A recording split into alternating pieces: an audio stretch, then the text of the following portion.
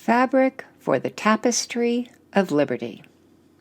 William Floyd of New York, Major General in the Revolutionary War, representative in the first United States Congress, and signer of the Declaration of Independence. Guest essayist Jay McConville. For those of us who spent our formative years in the suburbs of Long Island, including the village of Setauket, where I grew up, the name William Floyd is familiar, though I would venture a guess that very few are likely to know the story behind the name. As families traveled around those areas, or perhaps to the beach, including the famous Fire Island, the children would hear the familiar words, the William Floyd Parkway. I vaguely remember being aware of a historic home named for William Floyd as well, but I have no recollection of being taught who the man was or what he did to earn such recognition.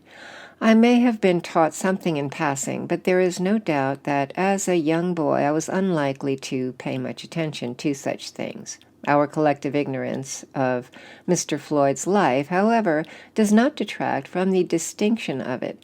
It is only a shame as there, in our little village of Setauket, we lived on ground trampled by history, a history in which William Floyd was a central character.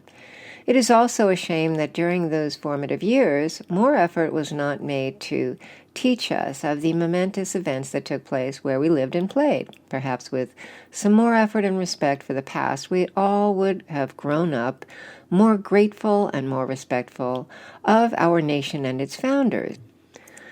Even to those of us who traveled the road named for him and lived in the town that his family founded, William Floyd did not achieve the lasting fame of George Washington or Thomas Jefferson or many others of the founders and signers of the Declaration of Independence. Yet, together with them, he worked to bring about a new nation conceived in liberty. He struggled and sacrificed and did his duty and his service to the future. He took the same pledge to risk his life, his significant fortune, and his sacred honor. Few know, however, of his life, and in that way, he was a man much like most of us, a man whose name, while respected during his time, will fade into history, and his years of service will go unappreciated by those who follow. He is one of the millions of American souls whose contributions comprise the fabric that has weaved itself into the tapestry of our nation. Floyd was born in 1734 to a wealthy landowning family who had emigrated from Wales. His grandfather, Richard Floyd, founded the village of Setauket, where I grew up. The land was purchased by white settlers from the Setauket tribe, one of the 13 native tribes of Long Island, which had its central location in that area at the time. William Floyd inherited significant lands from his father, and foregoing the educational opportunities available to a man of his wealth, he took to running those estates at only 21 years of age. He married Hannah Jones, and they settled in to raise a family, steeped in the privileges of the landowning class. Floyd was a man of his times, which is a euphemistic way of saying that he owned slaves who worked his fields and tended to his operations. Slavery was then still a common practice around the world, but the concept behind it, especially the degradation of other humans before the law, had already begun to fall from favor. While this debate was prominent among the founders, Floyd, as far as history can tell us, was not an active supporter of abolition, and unlike many signers and political thinkers of those days, did not appear to see a contradiction in the quest for liberty and the rights of man and the slavery that supported his lifestyle. The census of 1820, a year before his death, still listed Floyd as a slaveholder. Slavery did not end in New York until July 4th, 1827.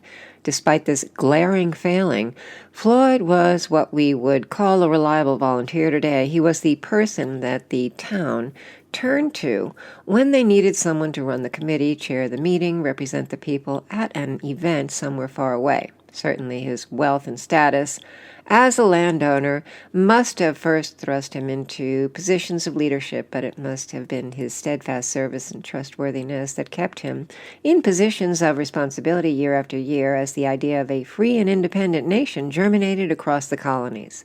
Floyd was not a rabble-rouser, not a vocal rebel calling for a revolution. He was a businessman, extremely wealthy, who sought independence from the abuses of England against his free enterprise. Respected by his community, he was appointed as a colonel in the militia just as the Revolutionary War exploded across the colonies. He would eventually achieve the rank of Major General, but his service was more organizational than combative. He was also selected to serve as a New York representative to the First Continental Congress beginning in September of 1774 and attended sessions in Philadelphia between then and 1776, when, along with the other original signers, he risked everything he had and put his name to the Declaration of Independence. It was a risk that he took on freely, and one that he and his family would pay dearly for.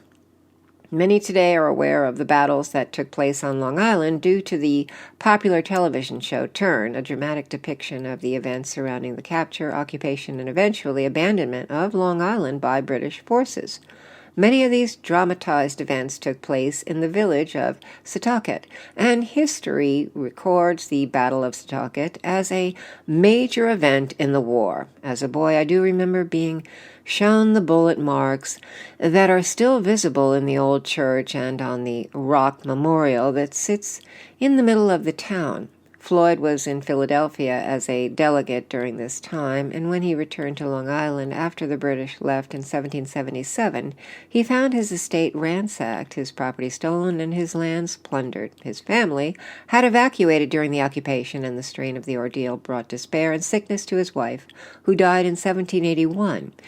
Despair and loss, however, did not deter Floyd from his duties. Following his service in the Continental Congress, including multiple terms until 1789, Floyd was elected to the first United States Congress in 1789, serving one term. He ran unsuccessfully for lieutenant governor of New York against the still famous John Jay. He was later elected as a delegate to the New York Constitutional Convention in 1801 and to the State Senate in 1804. Having reestablished his estate, Floyd lived a long life, remarrying to Joanna Strong in 1784 and adding 2 additional children to the 3 that he had with Hannah Jones.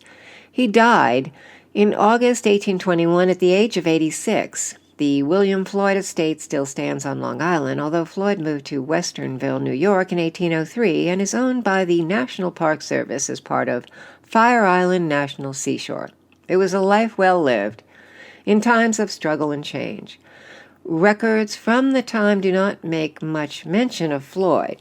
He was not a visible presence or vocal voice in the Congress. Records from the proceedings mention his presence, but his impression on other delegates might well be summarized in a contemporary's letter to John Jay, that named William Floyd as one of the good men who never quit their chairs.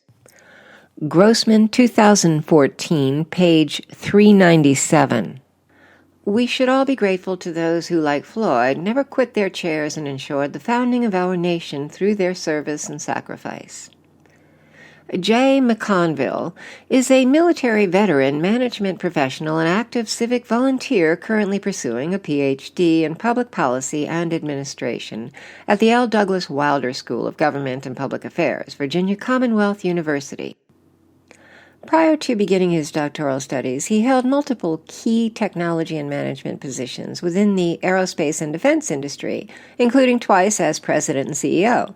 He served in the U.S. Army as an intelligence officer and has also been active in civic and industry volunteer associations, including running for elected office, serving as a political party chairman, and serving multiple terms as president of both his industry association's Washington, D.C. chapter and his local youth sports association. Today he serves on the operating board of directors of Constituting America. He has a Bachelor of Arts in Government from George Mason University and a Master of Science in Strategic Intelligence from the Defense Intelligence College. Jay lives in Richmond with his wife, Susan Ulsimer McConville. They have 3 children and 2 grandchildren.